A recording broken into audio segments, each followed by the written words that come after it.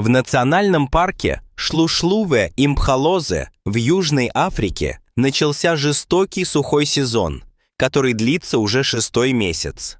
Из-за отсутствия дождей в течение полугода саванна повсюду высохла и покрылась трещинами. Многие стада уже давно мигрировали в поисках лучшей воды и пищи. В разгар этой суровой сцены мать и детеныш носорога все еще упорно цепляются за свою обычную среду обитания. Мать-носорог обладает большим рогом, символом силы и свирепого инстинкта защиты своего ребенка. Детенышу всего несколько месяцев, он намного меньше и слабее своей матери. На 5-й месяц сухого сезона озеро рядом с их убежищем начинает пересыхать. Грязь высыхает, трава желтеет, а температура резко повышается, достигая своего пика в полдень. Мать-носорог пытается увести своего детеныша как можно дальше в поисках пищи, но дождя по-прежнему нет. Каждый шаг давался ему с трудом, малышу хотелось пить, а тело становилось все слабее. На 6-й неделе мать-носорог решила покинуть знакомую землю, отправившись в 50-километровое путешествие к месту, где еще оставалась надежда на зелень. Трудное путешествие началось на рассвете, еще до того, как солнце успело раскалить африканское небо. Слабого утреннего тумана было недостаточно, чтобы утолить жажду детеныша носорога. Однако инстинкт самосохранения заставил их обоих продолжить путь. По пути они наткнулись лишь на несколько небольших мутных лужиц воды, которых было недостаточно, чтобы смочить их потрескавшиеся губы. Мать-носорог беспомощно посмотрела на своего детеныша, понимая, что ее малыш сильно истощен. На полпути ноги детеныша-носорога начали дрожать, и казалось, что на каждом шагу он несет камень. С приближением полудня солнце стало припекать еще сильнее, впиваясь в кожу тысячами иголок. Детеныш носорога впервые упал, в результате чего мать-носорог отчаянно пыталась заставить своего детеныша встать. Они двинулись вперед, надеясь увидеть впереди дерева прохладный водоем. Наконец они добрались до зеленой зоны, где было небольшое озеро, окруженное густыми деревьями. Однако, всего в нескольких шагах от берега, детеныш носорога упал от изнеможения. Мать-носорог ревела от боли, кружа вокруг своего детеныша, не зная, как его привести в чувство. Наступила ночь, и мать-носорог молча стояла рядом со своим детенышем, надеясь на чудо. Целый день малыш-носорог лежал, слабо дыша, на грани жизни и смерти. На следующее утро на другой стороне пастбища рейнджер по имени Мандла начал свой обычный патруль. Люди. Он часто следовал за матерью и детенышем носорога, потому что они жили в районе, к которому он был приписан. Не увидев их в их обычной среде обитания, Мандла сразу же заподозрил неладное. Он связался с центром по рации и сообщил им, что мать и детеныш носорога пропали.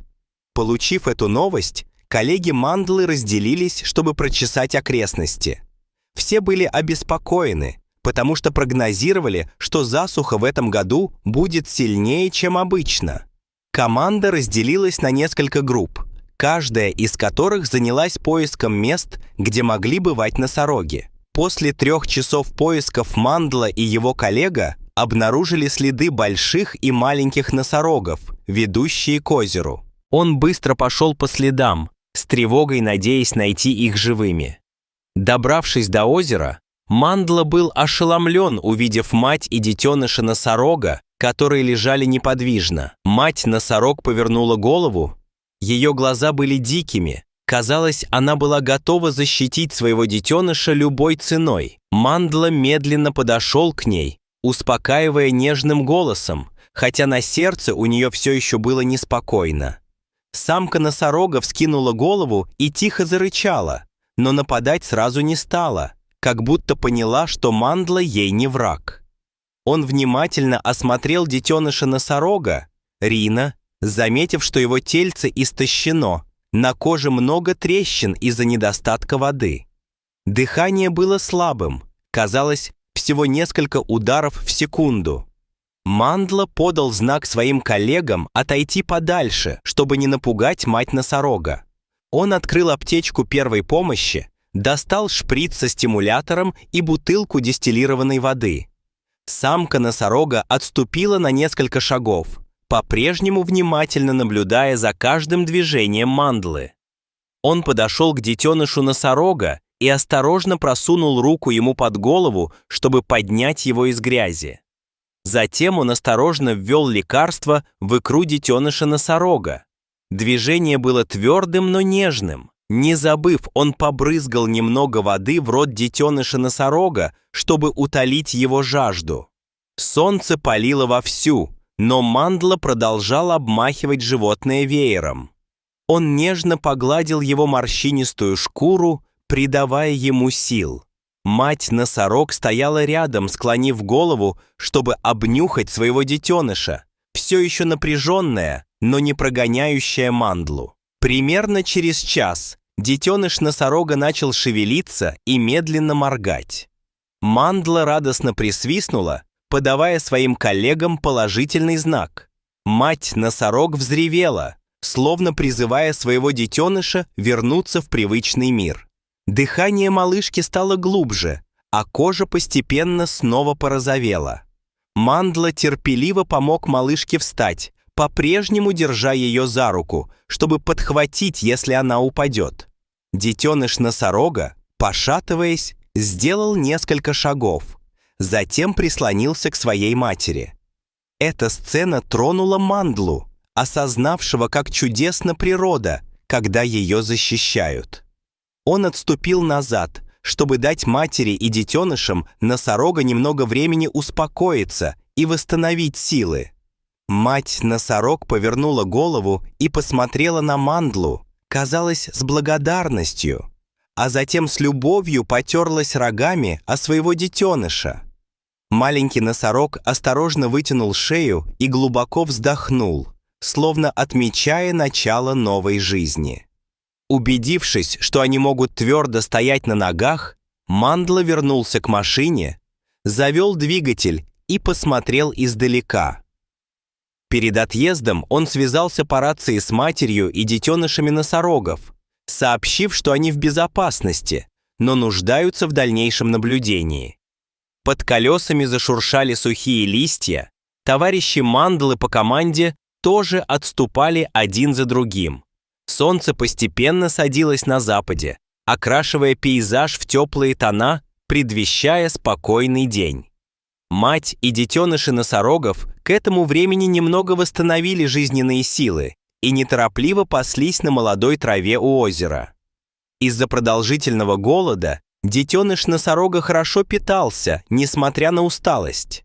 Мать-носорог наблюдала за каждым его движением, опасаясь притаившихся хищников. Природа, казалось, вздохнула с облегчением, приветствуя их возвращение. На следующий день собрались темные тучи, предвещая редкий дождь, который вот-вот прольется на саванну. Мандла услышал, что может пойти дождь, и был рад вспомнить мать и детенышей носорогов. Хотелось бы надеяться, что этот дождь поможет озеру наполниться водой и оживит его. В конце дня Мандла снова поехал в этот район, чтобы убедиться, что мать и детеныши носорогов хорошо выздоравливают. Он увидел, что они углубились в густой лес, где их укрывали деревья. Хотя Мандла и не видел их непосредственно, он все еще верил, что теперь они в безопасности. Вдалеке мать и детеныши носорогов все еще были вместе, переживая суровую засуху. Постепенно появилась зеленая трава, позволившая им восстановить силы. Сухой сезон в конце концов закончился, сменившись ливнями, которые оживили землю. В памяти Мандлы до сих пор сохранился образ жизнерадостной матери носорога и слабого детеныша носорога. Он молча поблагодарил тот момент, когда человеческий инстинкт встретился с природой, спасая драгоценное существо. На обратном пути в центр Мандла много думал о будущем носорогов, об ответственности за сохранение дикой природы. Национальный парк Шлу-Шлу-Вэй-Амфалоси все еще существует, огромный и таинственный, где обитает множество животных. Мать и детеныш носорога после трудного путешествия наконец-то живут в лучших условиях.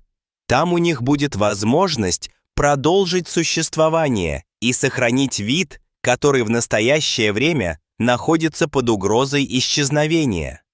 Дожди вернутся, уровень воды поднимется, и луга вновь окрасятся в зеленый цвет.